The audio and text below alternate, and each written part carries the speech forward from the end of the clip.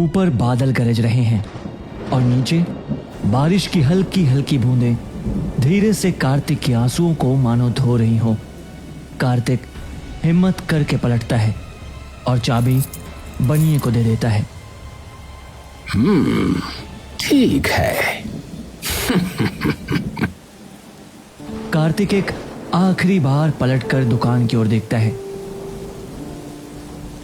और अंगार से भी गर्म और कठोर आंसुओं का एक घूंट चुपचाप पी लेता है। माफ करना पापा, माफ करना। आपकी इज्जत, आपकी मेहनत मैंने मिट्टी में रोल दी। माफ करना। कार्तिक चुपचाप बिना किसी से बात करे, यहां तक कि बिना किसी से भी नजरें मिलाए अपने घर की ओर चलता जाता है। अरे देख, ये तो देवकी का बेटा है ना? हाँ, अरे इसी ने तो अपने बाप की इतनी अच्छी भली चलती परचून की दुकान बंद करा दी।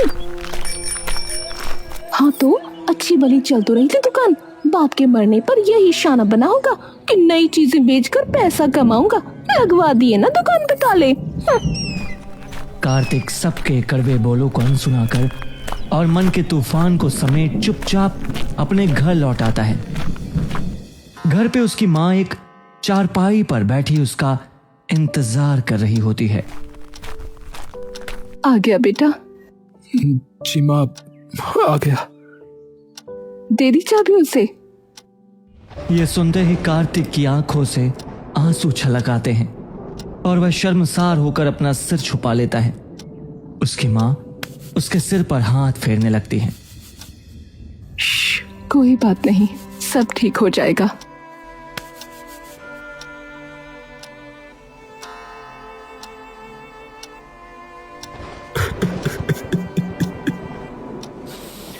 माँ मैंने सब बर्बाद कर दिया। माँ, सब खत्म कर दिया। लोग सही कहते कि मैंने अपने बाप की इज्जत की धज्जियां उड़ा दी जो उन्होंने सालों लगाकर उस दुकान से कमाई थी। अरे तू अपने पापा की बात भूल गया। मन के जीते जीत है, मन के हारे हार।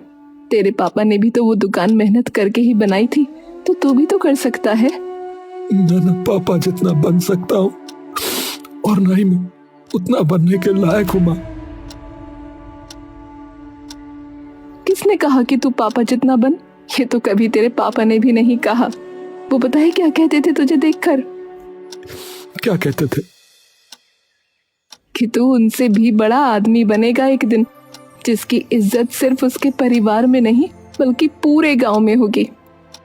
कार्तिक ये सुनते ही एकदम बिखर जाता है और अपनी माँ के सीने से चिपक कर रोने लगता है। शाम ढल जाती है लेकिन कार्तिक चुपचाप अभी भी अपने बिस्तर पर ही लेटा होता है। तभी उसकी माँ वहां आती है। ए बेटा, चल उठ भी जा और जा एक बार भैरव के मंदिर पे प्रसाद चढ़ा। आज रविवार है, जा। अच्छा होगा आज भैरव पर जाना, और क्या पता कि तेरी मन्नत सुन ही ले आज प्रभु।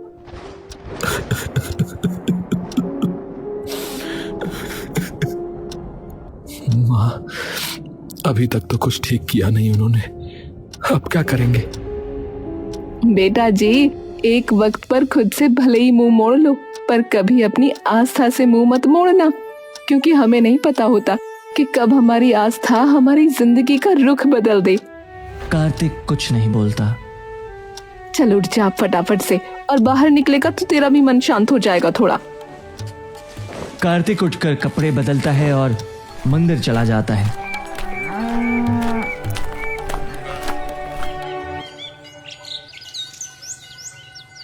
कृपा करो प्रभु, कृपा करो।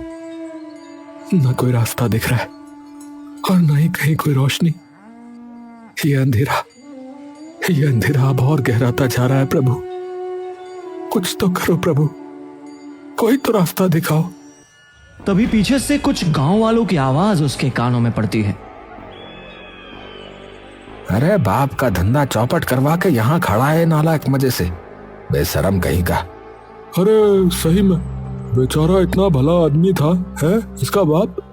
वो भी ऊपर बैठा रोता होगा इसके कर्मों की वजह से भैया है। ए भैया, ऐसा बेटा जो है ना भगवान किसी को ना ही दे तो अच्छा है। हाँ। गांव वालों के शब्द तीर की तरह कार्तिक के सीने में जा घुसते हैं। कार्तिक रोता हुआ मंदिर से भाग निकलता है और कई देर तक बिना रुके बिना थके बस आंखों में सूखे आंसू लिए और मन में पीड़ा का ज्वार समेटे बस दौड़ता जाता है, दौड़ता जाता है, दौड़ता जाता है। सांसें उखड़ी हुई, पैर बिल्कुल पत्थर से सख्त, लेकिन कार्तिक रुकने का नाम तक नहीं ले रहा था। कार्तिक बिना एक पल के लिए भी कुछ सोचे सीधे अपने गांव से कुछ दूर पहाड़ियों पर जा धमकता है। पहाड़ियों के अनजान रास्तों पर वो बिना सोचे समझे बस दौड़ता जाता है, दौड़ता जाता है और तभी उसे अपने सामने एक विशाल दरवाजा दिखता है। उस दरवाजे को देखते ही कार्तिक एकदम से रुक जाता है।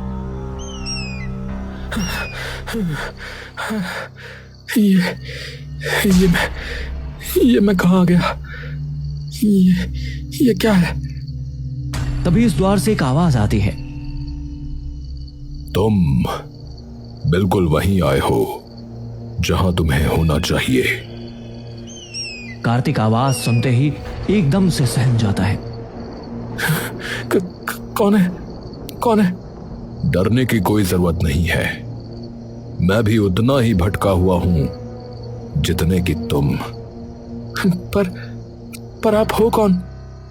तुम्हारी तरह ही हूं, जिंदगी से हार चुका। आपको कैसे पता? तुम ये दरवाजा खोलो और अंदर आ जाओ। कार्तिक जाकर वो दरवाजा खोल देता है और अंदर चला जाता है।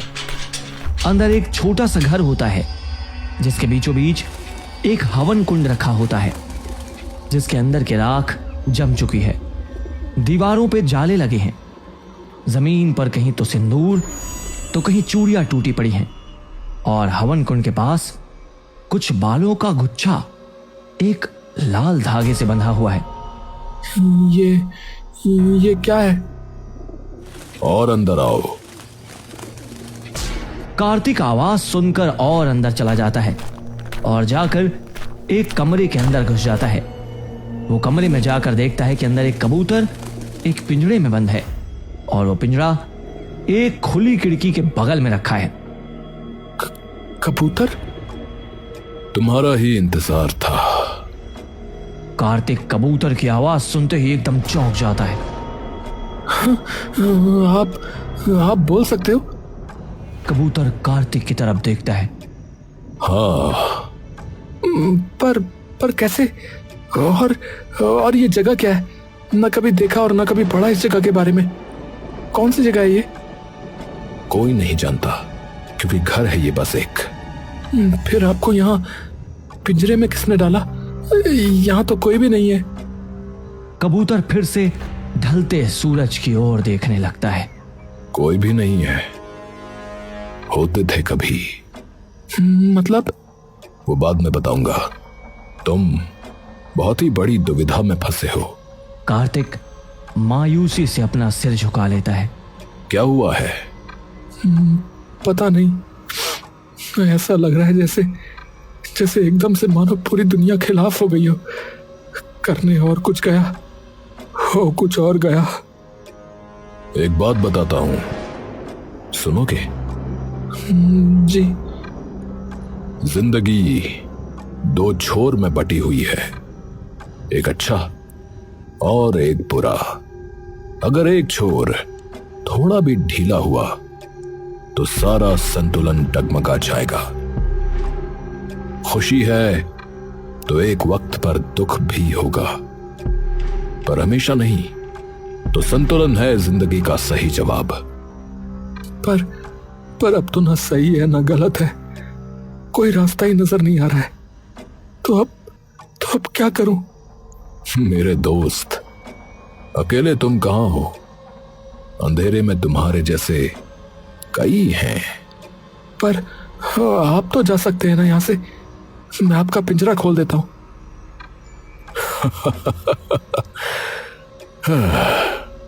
इतना आसान होता तो कब का जा चुका होता। तो क्या तरीका है? तुमने जैसे ही इस घर में कदम रखा वैसे ही तुम्हारी और मेरी तकदीरें एक साथ जुड़ गई। पर अब एक मौका आखिरकार आया है मेरे पास और तुम्हारे पास भी अपनी किस्मत बदलने का। किस्मत? पर कैसे? तुम्हें एक खेल खेलना होगा। खेल? कौन सा खेल? जीवन का तराजू, जिसके 3 स्तर होंगे जो कि परखेंगे तुम्हारे संतुलन को। हर स्तर को पार करने पर तुम्हें एक कीमती चीज मिलेगी। तुम अगर चाहो तो बीच खेल में अपने घर भी वापस जा सकते हो। अब जाओ, जिस दरवाजे से आए हो उसी दरवाजे से बाहर निकल जाओ। पर आपने अभी भी नहीं बताया कि आप यहां फंसे कैसे? खेल के अंत में सब पता लग जाएगा। ठीक है। कार्तिक वापस उस गेट से बाहर निकल जाता है। वह धीरे से कमरे में प्रवेश करता है। अंदर घुप अंधेरा है। अचानक उसके चारों तरफ हजारों आईने चमक उठते हैं। हर आईने में एक अलग अलग कार्तिक नजर आता है। हर आईने में एक अलग कार्तिक खड़ा है। एक आईने में वह सफल व्यापारी बड़े कपड़ों में और लोगों के बीच इज्जत से खड़ा है। दूसरे में एक शानदार कोठी के सामने अपनी मां के साथ हंसी खुशी जीवन जी रहा है। और तीसरे में एक नेता जैसा लोगों की भीड़ उसके पैर छूने आ रही है। कार्तिक थोड़ी देर रुककर इन तस्वीरों में खो सा जाता है। उसकी आंखों में चमक आ जाती है। अरे काश सच में मैं ऐसा होता। लेकिन अगले ही पल उसे एक और आईना दिखाई देता है। उसमें वही असली कार्तिक है, आंसुओं से भीगा, लोगों के ताने सुनता, मां के सामने टूट कर गिरता हुआ। अचानक आवाज गूंजती है, समय आ गया है सच को चुनने का। या तो वो चेहरा चुनो जो तुम्हें दिखाना अच्छा लगता है, या वो जो तुम असल में हो। झूठ को चुनोगे तो तुम्हें शान शौकत जरूर मिलेगी, पर अंदर से तुम सदा के लिए खो जाओगे। कार्तिक के पैर थर्रा जाते हैं। उसके हाथ ठीक उस आईने की तरफ बढ़ने लगते हैं जहां वह अपने पिता से भी बड़ा व्यापारी बना हुआ है। वह पल भर के लिए रुक जाता है। उसके दिल में लालच की आग भड़कती है, लेकिन उसी समय उसकी मां की मुस्कान, पिता की यादें और अपनी गलती का बोझ उसके दिल को वापस खींच लाते हैं। कार्तिक धड़कती सांसों के साथ असली आईने के पास जाता है। आंसुओं वाले अपने ही चेहरे को चुनता है। तुरंत सारे आईने टूट जाते हैं। अंधेरे को चीरती हुई एक रोशनी के बीच एक संदूक खुद ब खुद खुल जाता है। अंदर चमक रहे सोने के सिक्कों के साथ एक छोटा आईना रखा होता है, याद दिलाने के लिए कि अब तक अपनी हार, अपने दुख, अपनी खामियां वो अपना नहीं लेता, तब तक वो अपनी खुशियों की तरफ आगे नहीं बढ़ पाएगा। कार्तिक अगले कमरे में कदम रखता है। सामने 2 लंबे पुल हैं और उनके बीच बस गहरा अंधेरा। दाएं पुल पर सोना चांदी का संदूक रखा है जो तेज रोशनी से चमक रहा है, और बाएं पुल के बीच में कुछ लोग खड़े हैं, वही गांव के लोग जो हमेशा उसका मजाक उड़ाते रहे। अरे अपने बाप की इज्जत बर्बाद करने वाला। हाँ, अरे बाप की अच्छी भली दुकान बंद करवा दी। पूरे खानदान का नाम मिट्टी में मिला दिया इसने। हाँ, बेशरम कहीं का।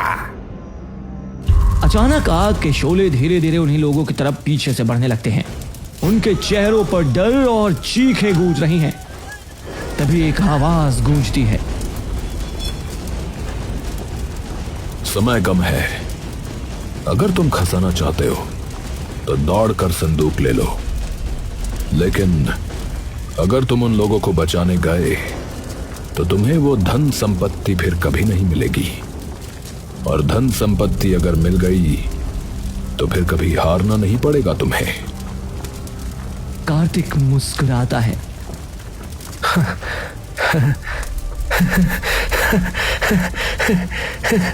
अरे अरे, मन के जीते जीत है, मन के हारे हार, मन का मीठा बात तू, मन में रंजिश मार।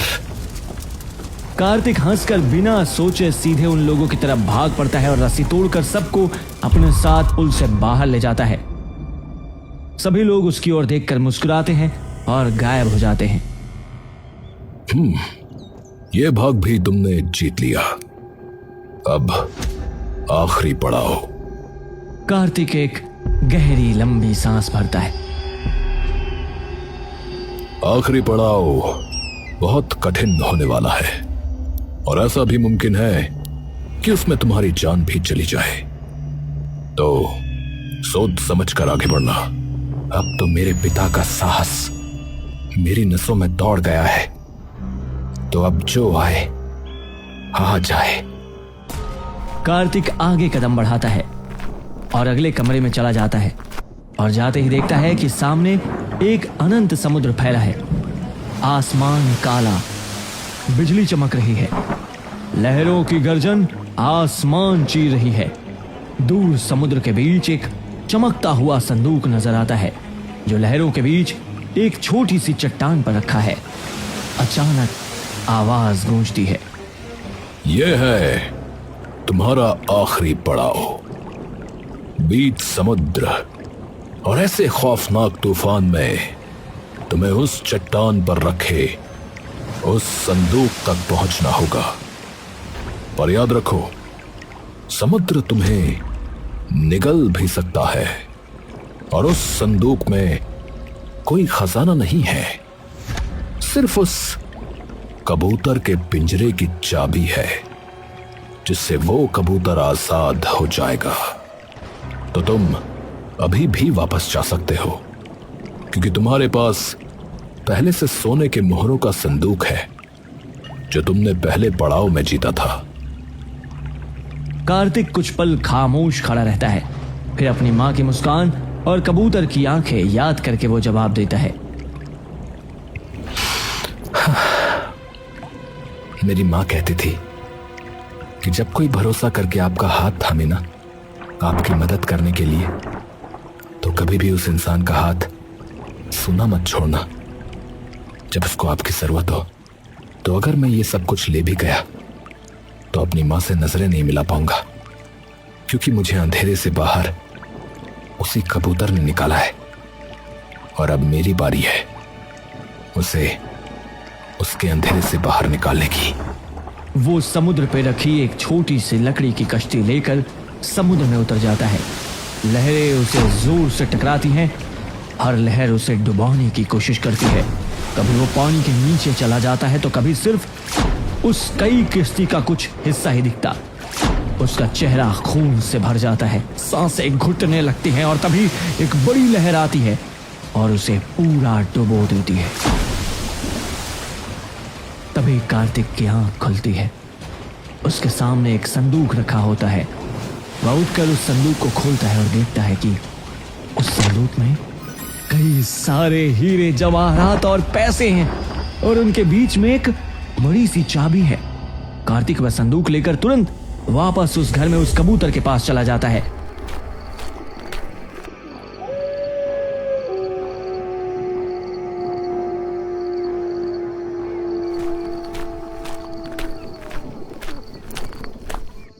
अरे अरे, तुमने कर दिखाया, तुमने कर दिखाया।